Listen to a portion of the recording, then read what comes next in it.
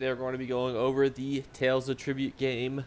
There's a new game in ESO that has driven a little bit of controversy. Some people love it, some people hate it, some people wish it was something completely different, but I'm going to be giving you all the details in regards to the 4 other decks. For those of you who've not played it, the game is like here's 4 decks. And then it's like, what about these other 4? Shh, don't worry about those. And it's actually not super clear as to where you get the other 2, because for a fun fact, you can get fragments for the 1 and see it in your fragment collection.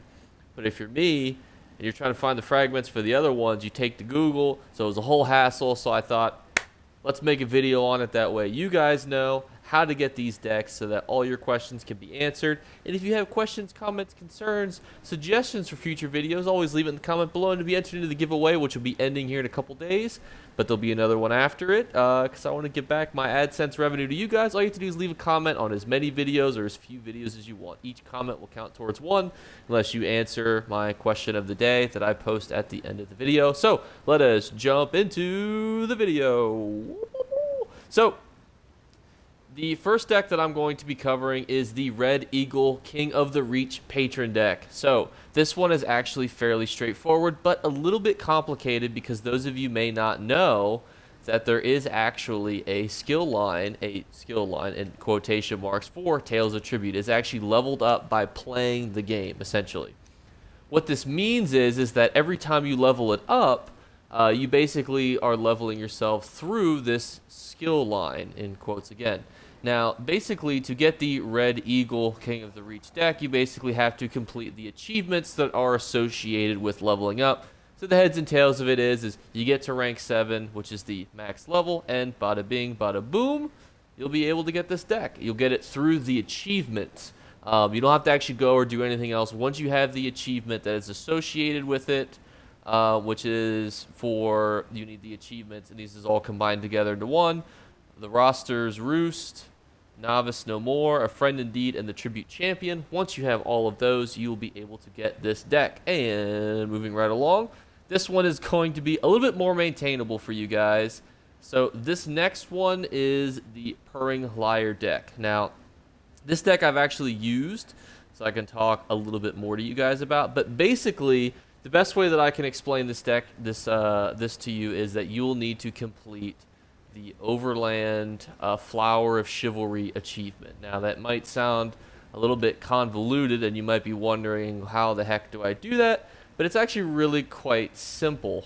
Basically, all you need to do is complete most of the actual quests that are associated with an item on the world map.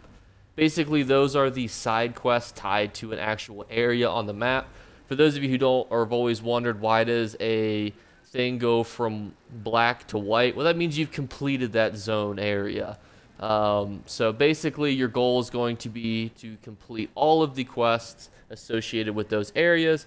You will also have to complete a couple others, such as the ones in the public dungeon. So just think, complete the zone storyline in addition to the side quests, and then being able to then do the public dungeon quests. You can actually skip the main story quest, I believe, but it does make getting to some of these areas a little more convoluted. So, but then you will get the Tribute Patron of Raji. Next along, we have another easy deck, probably the easiest deck to actually get, and that is the Ensir Frendar Hunting deck.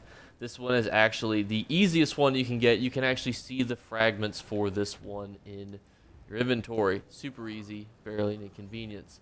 So if I was to take you guys along through a journey in my collections, you'll see that for some reason, the game actually allows you to get this multiple times, even though it doesn't give you anything. But you can see that this one is found through volcanic vents. This one is through killing world bosses in the public dungeon. This one is for killing group bosses in the overworld. This one is for getting delve bosses. And this is for completing the quest, A Chance to Peace and High Isle, which is the main story quest.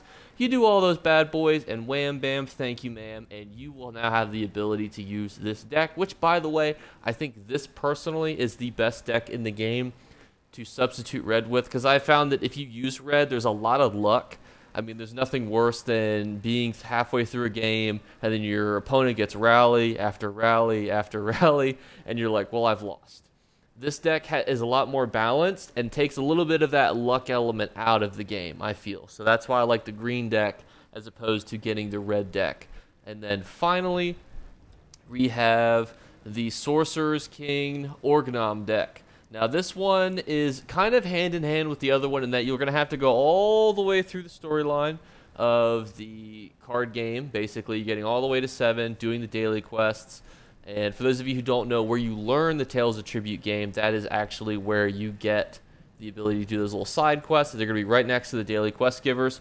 And then you're going to go around and you're going to whoop the asses of the founders. So once you actually play the game, you then have the ability to go and then get these fragments through beating the founders in the game, which is, not too shabby. I will then post their locations below, but basically they're going to kind of be all scattered around the place. So I'll put a little map for you guys and a link so that you guys can reference this and then all the other decks, because when I wanted to find this information a week ago, I was lost. So I hope this was helpful, and if you guys have questions, comments, concerns, suggestions for future videos, let me know in the comments below. My random question of the day is, what is your favorite type of animal? So just comment a random animal in the comments below. It doesn't even have to be tangibly something that I assume would be associated to that. So if you picked a stupid one, I'd be like, well, it still counts. So put whatever animal you want in the comments below for double entries. Thank you guys so much for sticking around to the end, and I'll catch you guys later. Bye, guys. You better remember to like and subscribe to Jake Clips. Or you should. I might have to pluck your eyes if you don't. Or, better yet, I'll skip rope with your entrails. Do it now. Subscribe. Ta-ta. Off with you.